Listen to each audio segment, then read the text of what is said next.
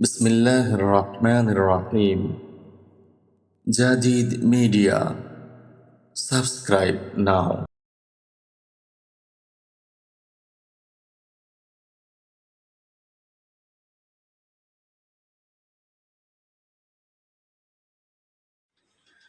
প্রিয় বন্ধুরা, আজকের বলবো বর্তমান জামানা নিয়ে কয়েকটি কথাবার্তা। প্রথমে আমরা চলে যাব ফেরাউনের জামানার কথা, মুসা আলাইহিস সালাম এবং ফেরাউনের জামানার কথা। ফেরাউনের জামানার দিকে দেখতে গেলে আপনার ফেরাউনের ইতিহাস পড়লে আপনারা দেখতে পাবেন যে ফেরাউন মিশরের বাদশাহ হওয়ার পরে তার বন্ধু হামান, ফেরাউন কিন্তু লোক হিসেবে অতটা খারাপ ছিল না। বন্ধু হামান খুব চতুর, খুব চালাক এবং বদ বুদ্ধি, দুশ্চরিত্র। তার কথাবার্তাতে, তার পরামর্শে ফেরাউন কিন্তু এত বড় বড় স্টেপ নিয়েছে এবং এত খারাপ হয়েছে। হামান ফেরাউনকে বুদ্ধি দিল, বন্ধু তুমি বাদশা হচ্ছ, তোমাকে সর্বভৌমত্বের অধিকারী দাবি করতে হবে, তোমাকে বলতে হবে আমি সবার সেরা, আমি সব থেকে বড়। ফেরাউন বলল, আমি এই কথা বললে তোকে বিশ্বাস করবে না, মানবে না, এটা সম্ভব না। হামান বলল, বন্ধু মানবে এবং ভালোও বলবে। লাইন আছে, লাইনটা কি? লাইনটা হচ্ছে এটাই, এই রাষ্ট্রীয় ব্যবস্থার মধ্যে বেশ কিছু পরিবর্তন আনতে হবে। তার মধ্যে হচ্ছে প্রথম নম্বর শিক্ষামন্ত্রী। আপনারা কেউ আমার দেশের রাজনীতি নিয়ে কথাটাকে গায়ে মাখবেন না, আমি মিশরের সে জামানার তৎকালীন ফেরাউনের কথা বলছি। ফেরাউনের বন্ধু হামান বুদ্ধি দিল, সর্বপ্রথম শিক্ষামন্ত্রী চেঞ্জ করতে হবে। এই যে মানুষরা এখন আসমানি কিতাব, ঐশী বাণী যে পড়তেছে, এর দ্বারা তাদের মধ্যে সঠিক এবং বেঠিক শিক্ষাটা আসতেছে, তারা ঠিক এবং ভুলের বিচার করতে পারবে, পার্থক্য করতে পারবে। তাই আগে তোমাকে এমন শিক্ষা দীক্ষার ব্যবস্থা করতে হবে, শিক্ষামন্ত্রী দিতে হবে, টিচারের ব্যবস্থা করতে হবে, তারা যেন এই ধর্মীয় বাণী, ঐশী বাণী, আসমানি গ্রন্থগুলো না পড়িয়ে বা এগুলো পড়াবে, এর মধ্যে এমন কিছু বানোয়াট কথা ঢোকাবে, আস্তে আস্তে আস্তে আস্তে তাদের আসল শিক্ষাটা উড়ে যাবে মাথা থেকে, এই নকল বা বানোয়াট কথাগুলো মাথার মধ্যে বসে যাবে। আমাকে কয়েকটা বছর সময় দাও এবং শিক্ষামন্ত্রীকে পাল্টে দাও, আমি তাকে সাজেস্ট করব, সাজেশন দেবো, এবং সে সেই মোতাবেক যদি চলে, বেশি দেরি নেই সেদিন যেদিন তুমি এই সার্বভৌমত্বের অধিকারী দাবি করতে পারবে, একমাত্র একচ্ছত্র মালিক তুমি দাবি করবে, আর জনগণ তোমাকে বাহবা দেবে, মেনে নেবে। বেশি দিন বাকি নেই। ফেরাউন লোভে পড়ে হামানকে দায়িত্ব দেওয়া হলো। হামান শিক্ষামন্ত্রী ঠিক করে ঠিক তার প্ল্যান মতো শিক্ষা দিল। মিশরে একটা সময় দিন দিন দিন দিন আসমানি বাণী, আসমানি যে কিতাব, ঐশী বাণী, তার শিক্ষা বিলুপ্ত হয়ে গেল। পুরা কিতাবটা বিকৃত হয়ে গেল, সম্পূর্ণ নিজেদের বানোয়াট কিস্সা কাহিনীতে ভরপুর হয়ে গেল। স্টুডেন্টরা শিখতে শিখতে শিখতে শিখতে এক সময় আল্লাহ সম্পর্কে তাদের ধারণাই চলে গেল। তার কিছুদিন পরে ফেরাউন দাবি করলো, আনা রব্বুকুমুল আলা, আনা রব্বুকুমুল আলা, আমি সমস্ত একচ্ছত্রের মালিক, অধিকারী। এবং জনগণ, সে দেশের জনগণ একই বাক্যে মেনে নিল ফেরাউনের কথা। আজও দেখুন সেই সিস্টেম ঘুরিয়ে ফিরিয়ে হলেও অনেক দেশে চালু হচ্ছে। আমি আমার দেশের কথা বলি, আমার পশ্চিমবঙ্গের কথা বলি। ভারত স্বাধীনের পর থেকে কি এদেশে মুসলমান ছিল না? নাকি আজান নামাজ হয়নি? নাকি অমুসলিমরা তাদের ধর্মীয় স্বাধীনভাবে পালন করতে পারে না, ধর্মীয় আইন কানুন রীতিনীতি পালন করেনি? তাহলে আজ এই 2-3 মাস হলো কেন মুসলিমদের প্রতি এত নির্যাতন, জুলুম? এতদিন ভারতবর্ষের হিন্দুরা কোনো খাতরার মধ্যে ছিল না, বর্তমান সরকার আসার পরেই হিন্দুরা খাতরার মধ্যে পড়ে গেল। তাই মুসলিমদের প্রতি এত দমন পীড়ন, এত নির্যাতন, এত জুলুম। এটা কি আসলে নিজেকে দীর্ঘদিন টিকিয়ে রাখার একটা পরিকল্পনা নয়, প্ল্যান নয়? হিন্দু মুসলিমের মধ্যে ডিবেট করে দেওয়া, ধর্মের নামে রাজনীতি করা এবং নিজেকে দীর্ঘদিন টিকিয়ে রাখা, নিজের ক্ষমতাকে টিকিয়ে রাখা। দেশের উন্নয়নের স্বার্থে কোন রকম কোন প্ল্যান পরিকল্পনা নেই। আমি রাজা, আমার প্রজারা কিভাবে শান্তিতে থাকবে, আমার তো সব থেকে সেই দায়িত্ব সেই চিন্তা ভাবনা থাকা দরকার। প্রজারা কোন জাতির, কোন বর্ণের, কেমন রঙের, কি ভাষা, সেটা তো আমার দেখার বিষয় না। তারা আমার দেশের বৈধ নাগরিক, এটাই তো মূল বিষয়। আমার দেশের বৈধ নাগরিক কিভাবে তারা শান্তিতে থাকবে, ভালো থাকবে, এটাই হচ্ছে আমার উদ্দেশ্য। আমি যে রাজা, আমার উদ্দেশ্য এটাই হওয়া দরকার ছিল। কিন্তু আমি নিজে রাজা হয়ে নিজেই আমার প্রজাদের মধ্যে বিভেদ সৃষ্টি করে দিলাম, যাতে একতরফা ভাবে কিছু প্রজা এসে আমাকে স্যালুট করে, আমার পায়ে সালাম প্রণাম করে, এবং আমার স্থান, আমার চেয়ারটা যাতে দীর্ঘদিন থাকে, টিকে থাকে। কই দেখলাম না তো নির্বাচনের আগে পেট্রোলের দাম কমিয়ে দেওয়া হবে বলেছিল, ফ্রি বাস দেওয়া হবে বলেছিল নারীদের জন্য, কারেন্টের ইউনিট পার ইউনিটের যে বিল কমিয়ে দেওয়া হবে বলেছিল। কই সে বিষয়ে তো কোন রকম কোনো চিন্তা ভাবনা নেই, কথাবার্তা নেই। সেটা তো ওই বাস্তবায়িত হলো না আজও পর্যন্ত, 3-4 মাস হয়ে গেল। মসজিদগুলো আপনার কোথায় কামড়ায়? ভারত স্বাধীনের পর থেকে নিয়ে গত 3 মাস আগে পর্যন্ত 5 টাইম মাইকে আজান হয়ে আসতেছে। কোনো অমুসলিমের ঘুমের সমস্যা হয় না, স্কুলে পড়াশোনার ক্লাসের সমস্যা হয় না, পরীক্ষার ক্ষয়ক্ষতি হয়নি।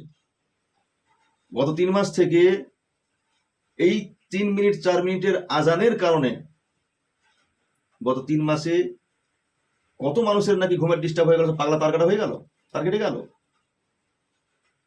পরীক্ষার ক্ষতি হয়ে যাচ্ছে, পড়াশোনার ক্ষতি হচ্ছে, অবনতি হচ্ছে। 1947 সাল থেকে কোনো ক্ষতি হয় না। আমার দেশের ছাত্রছাত্রীরা, আমার দেশের মানুষেরা পড়াশোনা করে কত বৈজ্ঞানিক হচ্ছে, কত ডক্টর হচ্ছে, কত ইঞ্জিনিয়ার হচ্ছে, কোনো সমস্যা হলো না। বর্তমান সরকার আসার পরে পড়াশোনা ক্ষতি হয়ে যাচ্ছে, সব মূর্খ হয়ে যাচ্ছে। তাই 3 মিনিটের আজান মাইকে বন্ধ করে দিতে হবে। জুমার দিন 10 মিনিটের জন্য মানুষ যায় নামাজ পড়তে, মসজিদের ভিতরে জায়গা না হলে রাস্তায় দাঁড়িয়ে নামাজ পড়ে। 10 মিনিটে আপনার যানবাহনের খুব ক্ষতি হয়ে যাচ্ছে। তাহলে এক শ্রেণীর মানুষের যে ধর্মীয় অনুষ্ঠান করে 12 মাসে একাধিক অনুষ্ঠান, 10 দিন, 15 দিন, 20 দিন, 1 মাস পর্যন্ত বিভিন্ন জায়গায় রোডের উপরে প্যান্ডেল খাটানো থাকে, মাইক বক্স বাজতে থাকে, সে বিষয়ে তো কোনো কথা হলো না। তাহলে এর দ্বারা কি বোঝা যায়? দেশের সাধারণ জনগণ কি বুঝবে? আপনি দ্বিচারিতা করেননি। এক শ্রেণীর মানুষকে আপনি তুলে দিচ্ছেন মাথার উপরে, আর এক শ্রেণীর মানুষকে আপনি পদদলিত করছেন। আজ এই কাগজ চলবে না, এই ভুল, কালকের ওটা হবে, ওটা করেন, এটা ভুল, ওইটা ঠিক, এরকম হবে না, সেরকম হবে না। আপনি একজন দেশের নেতা। আজও পর্যন্ত এই 3 মাস বর্তমান সরকার আসার পরে আজও পর্যন্ত আমি শুনলাম না, বা কেউ শোনে না, কোনো মুসলমান বলছে বর্তমান এই সরকারকে আমি মানি না, এদের আইন আমি মানবো না। আজও পর্যন্ত কোনো মুসলমান এই কথাটা বলতে পারে না, বলেনি। তারপরেও দেশের একটা হেভিওয়েট নেতা হয়ে প্রকাশ্যে, একটা রাজা হয়ে কিভাবে প্রকাশ্যে বলতে পারে দেখে নেব, ব্যবস্থা করে দেবো? এগুলো কারা বলে? এরকম ধরনের হুমকি ধুমকি কে দেয় মানুষকে? সম্মানীয় উম্মতে মুহাম্মাদি সাল্লাল্লাহু আলাইহি সাল্লাম, বিশ্বনবীর উম্মতেরা, সময় এসেছে নিজের স্বভাব চরিত্রকে পরিবর্তনের। নিজেকে পরিবর্তন করুন, আল্লাহর দিনের দিকে ফিরে আসুন, ঐক্যবদ্ধ হন, ফরজ সুন্নতগুলোকে আঁকড়ে ধরুন। আজ পৃথিবীতে কোথাও মুসলমানের কোনো মূল্য নাই, কেউ দেয় না মূল্য। লক্ষ্য করে দেখুন, ইসরায়েলে যদি কোনো হামলা হয়, ইসরায়েলের সেনাবাহিনী, আর্মি, ফৌজ যেই হোক, অথবা সাধারণ নাগরিক যদি একটা মারা যায়, আমেরিকার মতো সুপ্রিম পাওয়ার দেশের প্রেসিডেন্ট এসে তাকে তাদের সমাধি বা শেষকৃত্য যেটা সেটা করতে পারে, সেটা করে, আফসোস করে, চোখের পানি ফেলে।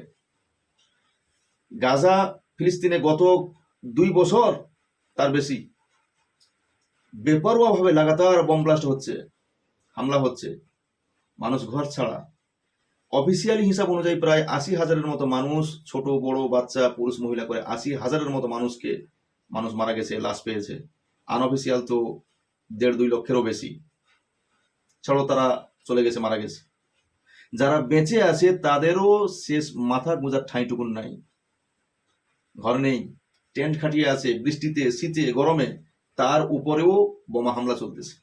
দিনের পর দিন এক ফোঁটা পানি পায়নি, লাইন দিয়ে পানি নিতে যাচ্ছে ছোট ছোট বাচ্চারা, তাদেরকে লক্ষ্য করে গুলি ছোড়া হচ্ছে, বোম ফেলা হচ্ছে, সে বিষয়ে তো কেউ কথা বললো না। আপনার লেবাননে অবৈধভাবে প্রত্যেক দিন বোমা হামলা হচ্ছে, কত মানুষ মরতেছে, হাজার হাজার মানুষ ঘর ছাড়া, সে বিষয়ে কোনো কথা নাই। অথচ ইসরায়েলের কোথায় একটা কুত্তা মরে গেছে, তাকে নিয়ে পুরো দুনিয়া তোলপাড় হয়ে যায়। এর মানে বুঝে নিতে হবে, বর্তমান বিশ্বে মুসলমানদের কোনো রকম কোনো মূল্য কেউ দেয় না। এর কারণ মুসলমানেরা 1 নম্বর কারণ হচ্ছে তারা আল্লাহর থেকে দূরত্ব বজায় করেছে, দূরত্ব সৃষ্টি করেছে। 2 নম্বর হচ্ছে রসুলের সুন্নতের ইতাআত তারা ছেড়ে দিয়েছে। এবং 3 নম্বর হচ্ছে ডেঞ্জার যেটা জিনিস, নিজেরা নিজেদের মধ্যে ভেদাভেদ সৃষ্টি করেছে। আমি এই সিলসিলা, এই আকিদা, সে ওই সিলসিলা, সে ওই আকিদা, রাফেজি ও খারেজি ও ওহাবি ও সুন্নি, এ হানাফি, এ শাফি ও মালিকি, সে হাম্বালি। এই ভেদাভেদ, এই ভাগ হওয়ার জন্য বিভিন্ন দলে বিভক্ত হয়ে গেছে, তাই এদের ইউনিটি পাওয়ার দুলিশাত হয়ে গেছে। এজন্য আমার দেশ সহ তাম বিশ্বের সমস্ত দেশের কোথাও মুসলিমের কোনো পাওয়ার নাই, মুসলিমের কোনো সম্মান নাই। এজন্য আসি আমরা সমস্ত দলমত নির্বিশেষে, সমস্ত রকম দলবল ছেড়ে দিয়ে আমরা ঐক্যবদ্ধ হই, একই প্ল্যাটফর্মে আসি, আল্লাহ সুবহানাহু ওয়া তাআলার আইন কানুনকে মেনে চলি, রাসূলের সুন্নত মোতাবিক, এবং যথাসম্ভব ঐক্যবদ্ধ হয়ে অন্যায়ের প্রতিবাদ করব। তবে বর্তমান জামানাতে আমাদেরকে নিজের ইচ্ছায় চললে কিন্তু আপনাকে বিপদে পড়তেই হবে। তাহলে আমরা আমির বানাবো, আমিরের আইন মেনে চলবো, আলিম ওলামাদেরকে ফলো করুন, নিজের যে আমি এই যে তাকাব্বুর, এই যে ঘমন্ড বন্ধ করুন, আলেম ওলামাদের পরামর্শ মেনে চলুন। এক্ষেত্রে আলেম ওলামাদেরও ভূমিকা থাকা দরকার। যেমন সমস্ত একটা গ্রামের সমস্ত মসজিদের আলেমদের, মসজিদ কমিটিদের ডেকে বৈঠক করুন।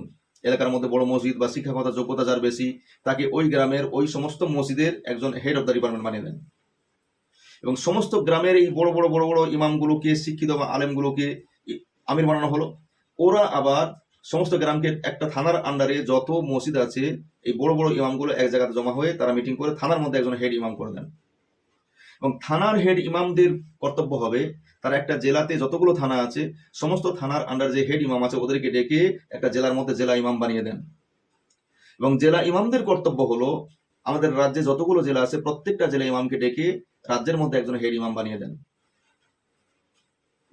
যার যোগ্যতা যেমন আছে বানিয়ে দেন, এবং তাদেরকে ফলো করুন। তারা আমাদেরকে গাইডলাইন দেবে। বর্তমান পরিস্থিতির উপর নির্ভর করে যখন যেটা প্রয়োজন হবে, সেই আলেম, সেই হেড ইমাম, রাজ্য ইমাম বা জেলা ইমাম আলোচনার ভিত্তিতে যে ফায়সালা আসবে, সে ফায়সালা কওমকে শোনানো হবে, জাতিকে শোনানো হবে, জাতি সেগুলো মেনে চলবে। বিশ্বাস করেন, আপনারা যদি এই সিস্টেমে চলতে পারেন, তাহলে এই আখেরি জামানাতে, এই মুসলিমদের ভয়াবহ দুর্নীতির দিনে, এই দুর্যোগ ভারতের মুসলমানদের উপর এখন এসে উপস্থিত হয়েছে এই ঐক্য দূরে করে দেওয়ার কারণে। যদি এই ভয়াবহ দুর্যোগকে দূরে করতে হয়, আমি যে সিস্টেম বললাম এই সিস্টেমকে ফলো করতে হবে। এবং আলেম ওলামারা দিন ও দুনিয়ার ব্যাপারে সবকিছু জানে, সিস্টেম তারা আলোচনার ভিত্তিতে ফায়সালা শোনাবে, সেটা ফলো করতে হবে। বিশ্বাস করেন, তাহলে বাঁচতে পারবেন। তা নাহলে কিন্তু সেদিন আর বেশি বাকি নেই। আজকে তো শুধুমাত্র মাইকে আজান দেওয়া বন্ধ করা হচ্ছে, যার কোনো লিখিত কোনো অর্ডার নাই। বিভিন্ন জায়গায় মসজিদে শুনতেছি, আজকের ওই থানা থেকে পুলিশরা এসেছিল, মাইক খুলে দিতে বলেছে, আমরা খুলি না, তারা নিজেরা লোকদেরকে দিয়ে মাইক খুলিয়েছে। সেদিকে সুপ্রিম কোর্ট রায় শোনাচ্ছে, গরু জবেহ করতে পারবে, খেতে পারবে, ব্যবসা করতে পারবে, কোনো বাধা নিষেধ নাই। অথচ যারা কসাই, তাদেরকে বিভিন্ন জায়গায় থানাতে ডেকে তাদের হাতে সিগনেচার করিয়ে নেওয়া হচ্ছে অঙ্গীকারের মাধ্যমে। এরপরে যদি কেউ করে, তাকে রেড করে অ্যারেস্ট করা হচ্ছে বা টাকা জরিমানা করা হচ্ছে। তাহলে এদের কাছে দেশের সর্বোচ্চ আদালত সুপ্রিম কোর্ট, তার প্রতিও ভরসা নেই, তার আইনের প্রতিও সম্মান নাই।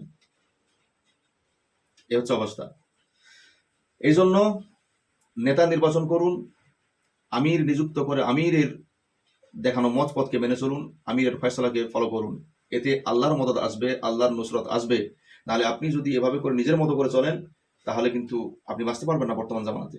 তাহলে আজকের বিভিন্ন জায়গায় মসজিদে দেখতেছি ফোন আসতেছে, খবর আসতেছে, এসে মাইক বন্ধ করে দেওয়া হচ্ছে, মাইকে আজান দেওয়া যাবে না, মাইক খুলে দেওয়া হচ্ছে। এতদিন কারোর ঘুমের সমস্যা হয় না, পড়াশোনার ক্ষতি হয় না, আজ হচ্ছে। অথচ এই যে মাইক খুলতে বলা হচ্ছে বা খুলে নামিয়ে দেওয়া হচ্ছে, কোনো লিখিত কোনো ডকুমেন্টস নেই তাদের কাছে, লিখিত কোনো ডকুমেন্টস দেখাতে পারছে না, মুখে মুখে হুমকি ঝুমকি দিয়ে জেলে ঢুকিয়ে দেবে, অ্যারেস্ট করবে, রিমান্ডে নেবে, বিভিন্ন রকম তারা ভয় দেখিয়ে মসজিদগুলোর মাইক খুলে দিচ্ছে। আর একসাথে আরে এই করতেছে। বাবারা, এই চুচুক চুচুক করে কিন্তু আপনি দিনকে হেফাজত করতে পারবেন না। ইসলাম প্রতিষ্ঠা করতে হলে নামাজ রোজাও দরকার, তসবিও দরকার, তার সাথে সাথে আপনার ঐক্যবদ্ধ হওয়াও দরকার। আপনাকে ঐক্যবদ্ধ হতে হবে, তসবিও করতে হবে, নামাজ পড়তে হবে, দোয়াও করতে হবে এবং অন্যায়ের প্রতিবাদ স্বরূপ রুখে দাঁড়াতে হবে। তবে আপনি এই জাহিলিয়াতের জামানায়, এই দাজ্জালের ফিতনার জামানাতে আপনি বাঁচতে পারবেন, তা না হলে সম্ভব না। ওই চুক চুক চুক চুক করে কোনো লাভ করতে পারবেন না। বিশ্বাস করেন, আপনি তসবিহ পড়ে পড়ে, জিকির করে করে আপনি কোনোদিন সুদ বন্ধ করতে পারবেন না। আপনি তসবিহ পড়ে পড়ে, জিকির করে করে আপনি কোনোদিন সমাজের ব্যভিচার রুখতে পারবেন না।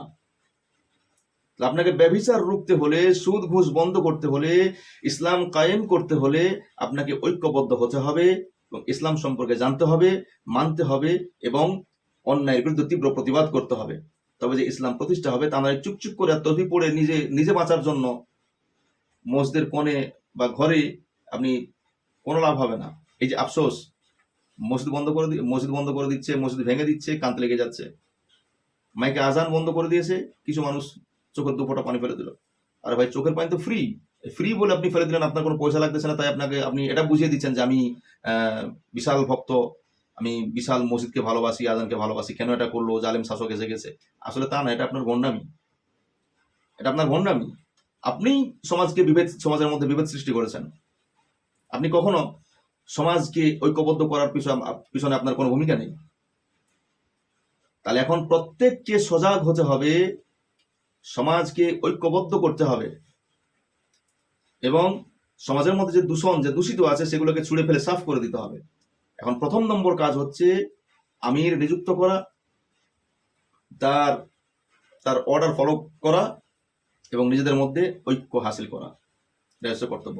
আল্লাহ সুবহানাহু ওয়া তাআলা আমাদের প্রত্যেককে এই দুর্দিনে মুসলিমদের উপরে যে এখন কালো মেঘ, জুলুমের কালো মেঘ উদিত হয়েছে, এই কালো মেঘের যাতে এই দুর্দিনে কালো মেঘে যাতে মোকাবিলা করতে পারে এবং ঐক্যবদ্ধ হতে পারে, সে তৌফিক আল্লাহ আমাদেরকে দান করুন। আল্লাহুম্মা আমিন।